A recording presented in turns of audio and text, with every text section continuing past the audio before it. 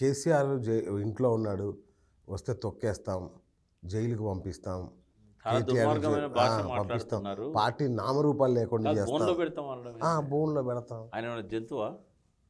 చాలా ఘోరంగా మాట్లాడుతున్నాడు. ఒక అపోజిషన్ లీడర్ని పట్టుకొని అట్లా మాట్లాడడం అనేది సరైనది కాదు. ఎందుకంటే అపోజిషన్ లీడర్ కేబినెట్ ర్యాంక్ ఇస్తారు.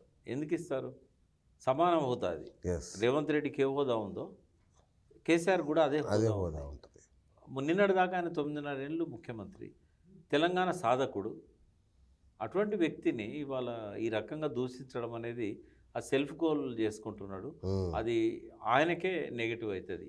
ఆయన ఎన్ని తిట్టినా కూడా కేసీఆర్ పట్ల ప్రజలకు ఉండే ప్రేమతోని రేవంత్ రెడ్డి మీద కోపం పెరుగుతుంది తప్ప ఆయన మాటలను పాజిటివ్గా ఎవరు తీసుకోరు. ఈవెన్ కోల్పోయిన ఓట్లు కూడా 1.8% సంథింగ్. అంతే, ఓవరాల్గా చూసినప్పుడు 1.8. రూరల్ తెలంగాణలో చూస్తే కొంత గ్యాప్ ఎక్కువ ఉంటుంది. అవును అవును. ఏది ఉన్నా కూడా ఆ సంస్కారం అనిపించుకోదు కదా. ఒక సీఎం లాంటి వ్యక్తి సంస్కారహీనునిగా ఎట్లా మాట్లాడతాడు? రైట్ అన్నాడు అనుకుందాం సార్, అన్నాడు అనుకుందాం. నిజంగా బీఆర్ఎస్ భూస్థాపితమయ్యే పరిస్థితి ఉందా? ఎందుకు అవుతుంది? ఏ పార్టీని ఎవరు భూస్థాపితం చేయలేరు. ఇప్పుడు కేసీఆర్ కాంగ్రెస్ను భూస్థాపితం చేద్దామని అనుకున్నాడా? ఆయన ఎమ్మెల్యేలను కొంతమంది తీసుకున్నంత మాత్రాన ఆ పార్టీ లేకుండా పోయిందా? పోలేదుగా. సాధ్యం కాదు. ఎవరు ఏ పార్టీని భూస్థాపితం చేయలేరు, తవ్వి బొంద పెట్టలేరు.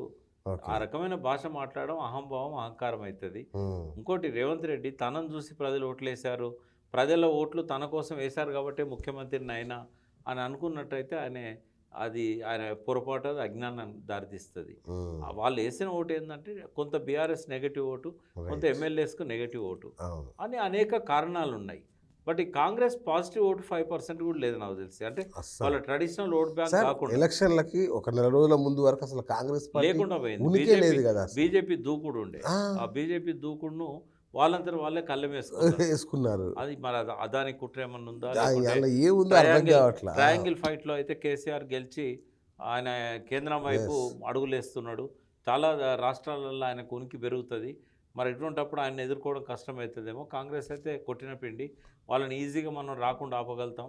కేసీఆర్ వస్తే తలనొప్పి అవుతుందని ఏమన్నా మోడీ అనుకొని బీజేపీని తానే తగ్గించుకొని కాంగ్రెస్కు అవకాశం ఇచ్చాడా అనేది అదాని దాని వెనకాల ఏమన్నాడు. ఎందుకంటే కేసీఆర్ పట్ల అదాని కోపం ఉంది. ఆయన ఎన్నిసార్లు అపాయింట్మెంట్ అడిగినా ఇవ్వలేదు. ఆయన ఏ దేశంలో ఏ అధ్యక్షుడిని అడిగినా 5 నిమిషాల్లో అపాయింట్మెంట్ దొరుకుతుంది, వాళ్ళు రెడ్ కార్పెట్ పరుస్తారు. బట్ ఇటువంటి అనెతికల్ ఇన్వెస్టర్ రావద్దని చెప్పి కేసీఆర్ మొదటి నుంచి కూడా అపాయింట్మెంట్ కూడా ఇవ్వలేదు. 9.5 ఏళ్ళు అపాయింట్మెంట్ ట్రై చేసిన వ్యక్తి ఆయన. కాబట్టి తను నిలబెట్టుకోవడానికే మొన్న ఈ రేవంత్ రెడ్డిని ప్రమోట్ చేశారా అని అనిపిస్తాం. ఓకే, ఎందుకంటే ఒక రాహుల్ గాంధీ ఎడాపెడా తిట్టి ఆయనని అదానిని స్టార్ట్ అయిన 1 మంత్లోనే కలిశాడు. అక్కడ పోయి మళ్ళీ ఈ వ్యక్తిని అంటే అది సోనియా గాంధీ, రాహుల్ గాంధీ అనుమతి లేకుండా రేవంత్ రెడ్డి కలిసిండని నేను అనుకోను. అవునా? ఖచ్చితంగా వాళ్ళ సపోర్ట్ ఉంది.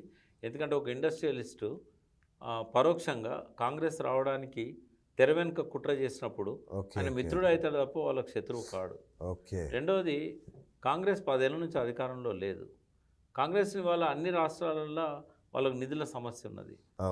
అదాని లాంటి వాడు వెనుక ఉంటే ఆ సమస్య పరిష్కారం అవుతుంది. కాబట్టి ఇదంతా గేమ్లో భాగమని అనుకోవచ్చు.